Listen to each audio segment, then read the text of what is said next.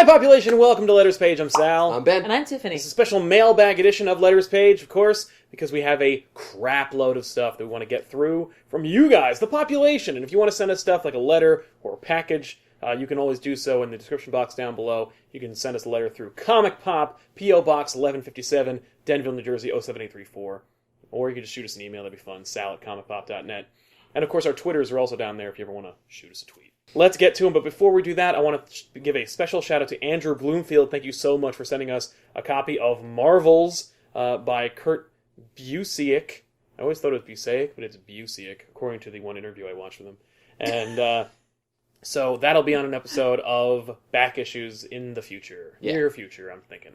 So there's a little teaser for you guys. Playing around with the format. Got a letter here from Sagal, which says, please read on Letters Page, so we know this is okay to read.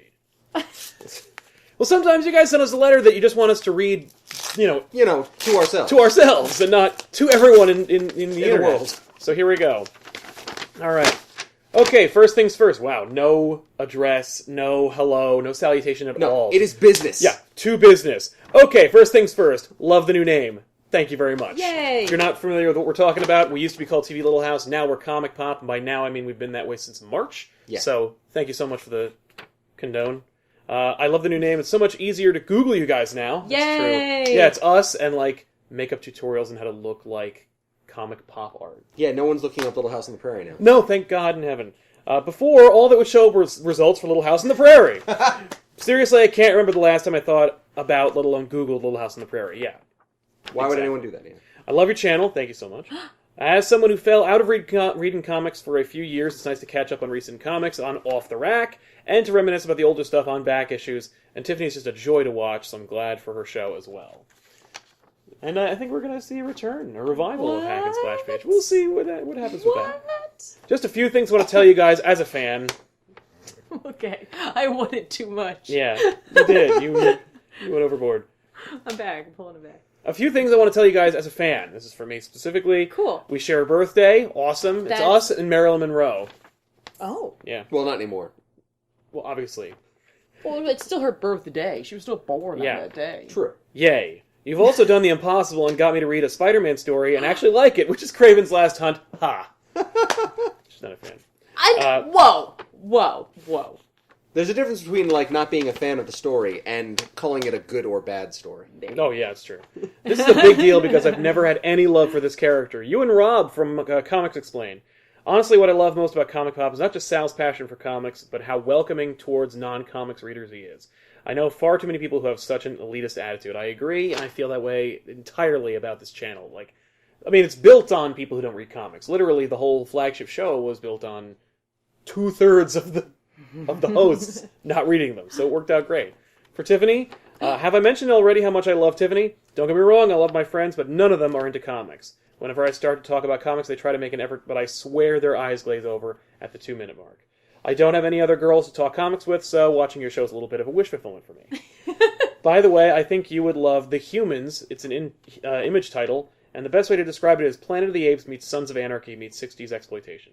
It's bananas. All right. Bad pun, totally intended. Dude, I'm so into that. I love Planet of the Apes. And I'm talking Charlton Heston, Yes, Planet of the Apes. not Abraham Lincoln. No, not that one. And I haven't really seen much of the newest ones. Oh, yeah, but I hear they're good. I hear they're really solid. I gotta be honest, though, the Tim Burton one, really, I was like, oh. Oh, we're not doing that anymore. Okay. Oh, to be fair, most of the sequels are also pretty.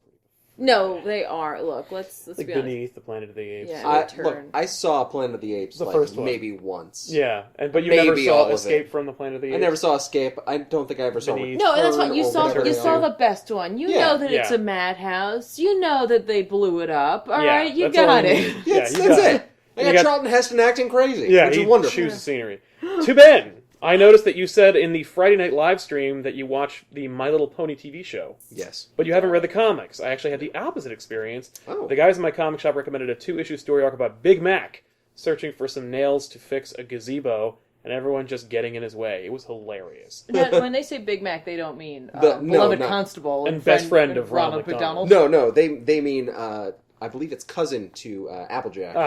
Okay. That makes sense. I think it's cousin. It's definitely not her. Maybe but it's her big like brother. A relative. I can't remember. But yeah, he's a big like Hick pony. Hick pony. I guess horse Because he's not a pony anymore. Right. It was hilarious. I don't know about any other issues of the series, but I can recommend those two at least. All right, I will check that out. The show's all right. And finally, a fun little tidbit. I was at Goodwill a few weeks ago looking through the comics. I usually find some cooler, older comics. It's a great place. It's where I picked up Death in the Family the first time, and where I picked up a couple of issues of like Power Pack and stuff. For a second, I was like, I can't tell if you're reading the letter anymore or you're just talking about your experience. Yeah, I segued right through it. And I found a lot of conversions. Yeah. And convergence tie-ins. Which means that there were people throwing away their convergence comics 3 weeks into the event. Wow. I'm so really glad I avoided it. I wish we could have. Yeah. Thank you for that amazing story. That's going to be, we're going to use that, like in the show. Whenever it comes up, we're going to be like, the people are giving them away. They can't even give them away. But to be fair, the Dark Side Wars is pretty promising. Yes, it is. And right now. The tie-ins were a welcome respite from DC's chicanery. It was a nice experience. Yeah, especially but Convergence Superman. itself. Oh my god. Yeah. P.S. I saw your last Christmas special and thought it was amazing, but for some reason I can't find the ones before it. Any idea where I might be able to watch them? Yes. If you go to our channel and you go to the playlist section, there should be a section in there called Holiday Specials. Couldn't we just have some sort of... Oh, like an annotation? Like, right here, this one? You can click the...